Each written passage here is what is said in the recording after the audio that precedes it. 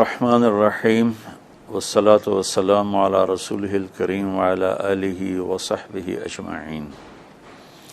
عید کی خوشی ہم کیوں مناتے ہیں؟ پہلے میں یہ تھوڑا سا واضح کر دوں کہ رمضان کا مہینہ اللہ نے پورا ایک ہمارے لیے خوشی کا مہینہ بنایا ہے، جس میں اللہ کی جنت کے دروازے کھول دیے جاتے ہیں، جہنم کے بند کر دیے جاتے ہیں، شیطان قید کر دیے جاتے ہیں، جنت کو روزانہ سجایا جاتا ہے، اللہ کا عرش پہلے آسمان پہ آ جاتا ہے، اللہ کی طرف سے اعلان ہو رہا ہوتا ہے، کوئی بخشش چاہنے والا، کوئی حاجت مانگنے والا، فرض 70 فرضوں کے برابر ہو جاتا ہے اور نفل فرض کے برابر ہو جاتا ہے، اور نفل اور فرض کا فرق اتنا بڑا ہے کہ قیامت تک 2 رکعت نفل پڑھتا رہے تو فرض رکعت کے ایک سجدے کے برابر نہیں، اور اس میں جو مر جاتے ہیں اہل ایمان ان کا حساب نہیں ہوتا،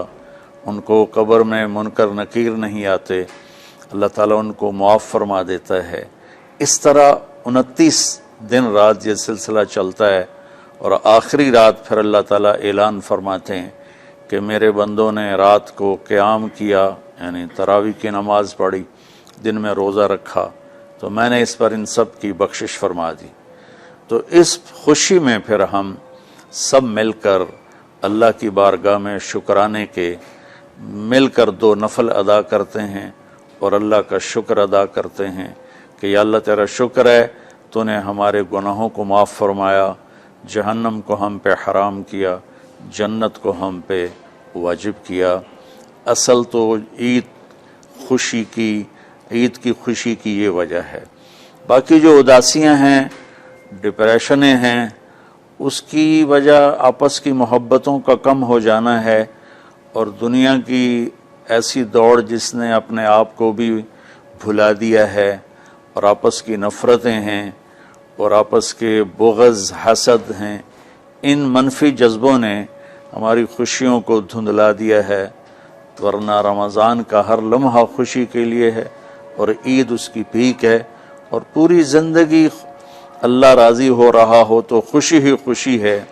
ہمیں اپنے ملک سے، اپنی نسل سے آپس کی نفرتیں، حسد، بغض یہ مٹانے ہوں گے، تب جا کر ہمیں حقیقی خوشیاں حاصل ہوں گی۔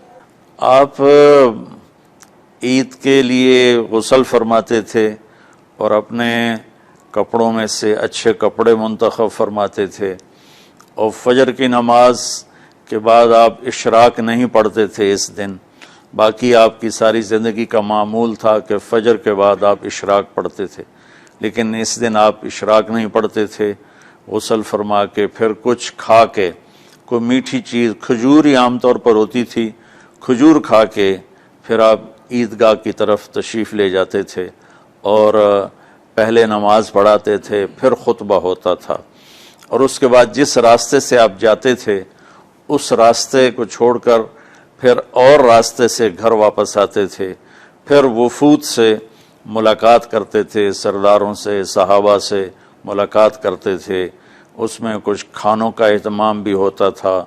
اس طرح ایک عام روٹین کی عید ہوتی تھی آپ کی، ملاقاتیں کرنا، کھانوں میں جانا اور اچھے کپڑے پہننا، سب کو خوشی سے ملنا، یہ عید الفطر پر آپ کا یہ معمول تھا۔ اسلام جاوید بھائی 2 چیزوں کا مجموعہ ہے، ایک اللہ کا حق ہے جو عبادات کی شکل میں ہے، اور ایک اللہ کے بندوں کا حق ہے جو اخلاقیات اور معاملات اور معاشرت کی شکل میں ہے۔ یہ دونوں کمپلسری پیپر ہیں، دونوں لازمی پیپر ہیں، ان دونوں میں پاس ہونا ضروری ہے۔ میری نماز اچھی ہے لیکن میری دکان پہ جھوٹ ہے تو نماز اس جھوٹ کی کمی کو پورا نہیں کر سکے گی۔ میری دکان پہ سچ ہے لیکن میں نماز نہیں پڑھتا تو میرا یہ سچ بولنا میرے نماز کی کمی کو پورا نہیں کر سکتا۔ اللہ کے نبی نے دنیا سے جاتے ہوئے 2 لفظوں میں سارا دین بتا دیا تھا۔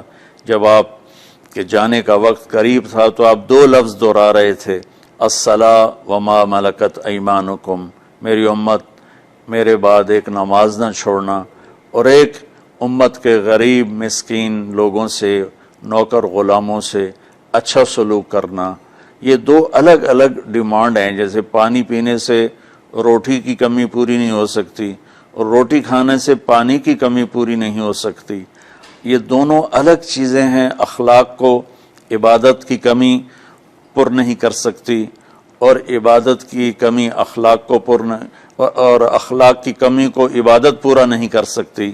ان دونوں چیزوں میں پاس ہونا ضروری ہے، تب جا کر ایک معتدل معاشرہ وجود میں آتا ہے۔ پوری امت اس چیز کا شکار ہے، چونکہ جب بددیانتی اور جھوٹ اور ظلم عام ہو جاتا ہے تو پھر اس میں پورا معاشرہ ہی گناہگار اور مجرم بن جاتا ہے، صرف حکمرانوں کی بات نہیں رہتی۔ یہ تو ایک سوال کا جواب موسیٰ علیہ السلام کو اللہ نے دیا کہ اللہ تعالیٰ سے انہوں نے پوچھا، یا اللہ جب آپ راضی ہوتے ہیں تو اس کی کیا نشانی ہے؟ تو اللہ تعالیٰ نے فرمایا کہ میں بارشیں موقع پر دیتا ہوں، حکومت سمجھداروں کو دیتا ہوں، پیسہ میں سخیوں کو دیتا ہوں۔ تو پھر انہوں نے پوچھا جب آپ ناراض ہوتے ہیں تو اس کی کیا نشانی ہے؟ تو آپ نے فرمایا، اللہ تعالیٰ نے فرمایا کہ بارشیں بے موقع کرتا ہوں، حکومت نااہلوں کو دیتا ہوں، اور پیسہ میں بخیلوں کو دیتا ہوں۔ تو جب معاشرے میں عمومی بگاڑ پیدا ہوتا ہے تو اس کا اثر پھر اس شکل میں ظاہر ہوتا ہے، کبھی کسی اور شکل میں ظاہر ہوتا ہے۔ اس چیز کے مجرم نہ صرف حکمران ہیں، نہ صرف بخیل لوگ ہیں، بلکہ تمام طبقات امت کی اجتماعی کوتاہی میں یہ حالات اللہ کی طرف سے پیدا ہوتے ہیں۔ اس میں ہم سارے ہی ایک دوسرے کو مجرم ٹھہرانے کی بجائے اپنے اپنے گریبانوں میں جھانک کر دیکھیں کہ تجھے کیوں فکر ہے اے گل دلے صد چاک بلبل کی، تو اپنے پیرہن کے چاک تو پہلے رفو کر لے، وفی انفسکم افلا تبصرون۔ ہر آدمی اپنے عیب دیکھے، اپنی کمیاں دیکھے اور انہیں دور کرنے کی وہ کوشش کرے، تو پھر ایک خوبصورت معاشرہ تشکیل پا سکتا ہے۔ کہ میں اس عید کے خوشی کے موقع پر اپنی قوم سے ہاتھ جوڑ کے اپیل کروں گا کہ جھوٹ بولنا چھوڑ دیں، دھوکہ دینا چھوڑ دیں اور ظلم کرنا چھوڑ دیں۔ مذہبی نفرت نے ہمیں تباہ کر دیا، سیاسی نفرت نے ہمیں تباہ کر دیا، صوبائی قومی نفرت نے ہمیں تباہ کر دیا، آپس کی رنجشوں کی نفرت نے ہمیں تباہ کر دیا۔ میں ساری قوم کے سامنے جھولی پھیلا کر چاروں صوبوں کے رہنے والوں سے اور ہر مکتب فکر سے متعلق اہل ایمان سے یہ درخواست کرتا ہوں کہ آئیں ہم سچائی کو اپنا ساتھی بنائیں اور دیانتداری سے اپنے آپ کو آراستہ کریں اور انصاف کا ساتھ دیں، نہ ظالم بنیں نہ ظالم کا ساتھ دیں۔ ایک حدیث سنا کے بات ختم کرتے ہیں۔ میرے نبی وضو فرما رہے تھے تو صحابہ آپ کے وضو کا پانی گرنے نہیں دے رہے تھے، نیچے سے لے کر کوئی پی رہا تھا، کوئی منہ پہ مل رہا تھا۔ تو آپ نے فرمایا ما یحملکم علی ھذا، یہ کیا کر رہے ہو؟ وہ کہنے لگے یا رسول اللہ، اللہ اس کے رسول کی محبت میں کر رہے ہیں۔ تو آپ نے فرمایا میں تمہیں بتاتا ہوں اللہ اس کے رسول سے محبت کرنے والا کون ہوتا ہے۔ فَلْيُسْتِقِ الْحَدِيثَ إِذَا حَدَّثَ، اللہ رسول سے محبت کرنے والا وہ ہوتا ہے جو ہمیشہ سچ بولتا ہے۔ فَلْيُؤَدِّ الْأَمَانَةَ إِذَا تُؤْمِنَ، جو ہمیشہ امانت داری سے کام لیتا ہے، کبھی دھوکہ فراڈ نہیں کرتا۔ فَلْيُحْسِنْ جِوَارَ مَنْ جَاوَرَهُ، اور جو ہمیشہ اپنے پڑوسیوں کے ساتھ اچھا سلوک کرتا ہے، پڑوسی اپنے ہوں، غیر ہوں، مسلم ہوں، نان مسلم ہوں، وہ ان کے ساتھ اچھا سلوک کرتا ہے۔ یہ تین نشانیاں ہیں عشق رسول کی۔ یہ تین باتیں میری قوم اپنا لے تو یہ اندھیرے اجالوں میں انشاءاللہ تبدیل ہو جائیں گی۔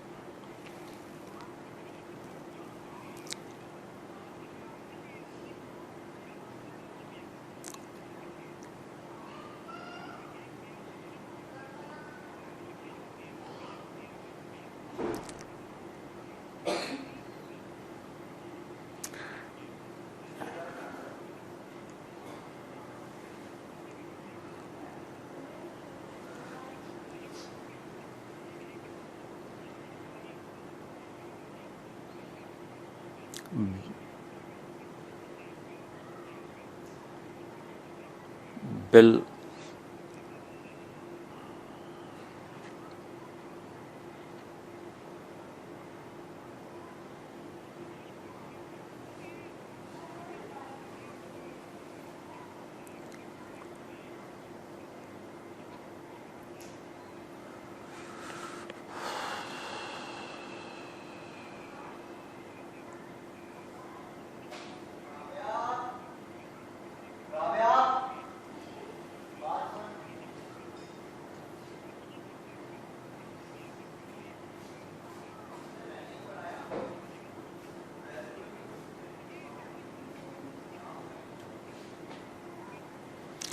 امید تو کبھی چھوڑنی نہیں چاہیے. جیسے دیکھیں مریض کے ساتھ ڈاکٹر آخری حد تک جان مارتا ہے، اس کی جان بچانے کی کوشش کرتا ہے، پھر باقی جس کے نصیب میں موت ہوتی ہے وہ مر جاتا ہے، لیکن ڈاکٹر کبھی بھی اس وجہ سے نہیں چھوڑ دیتا کہ یہ مر جائے گا. تو ہم اللہ کی رحمت سے بالکل نا امید نہ ہوں، مایوس نہ ہوں. مجھے اللہ کی ذات سے بہت امید ہے. ہمارا جو اس وقت قائد ہے اسے سیاسی بیان نہ سمجھا جائے اللہ کے واسطے. میں ایک پاکستان کا شہری ہونے کی حیثیت سے اپنا تجزیہ پیش کر رہا ہوں. غلط بھی ہو سکتا ہے، صحیح بھی ہو سکتا ہے. وہ بہت مخلص محنتی آدمی ہے. تو مجھے اللہ کی ذات سے امید ہے اگر ہم سب مل کر ساتھ دیں سچائی کا، دیانتداری کا، انصاف کا، اور آپس کی نفرتوں کو مٹا دیں تو انشاءاللہ ضرور صبح ہوگی. کوئی وجہ ہی نہیں کہ صبح نہ ہو.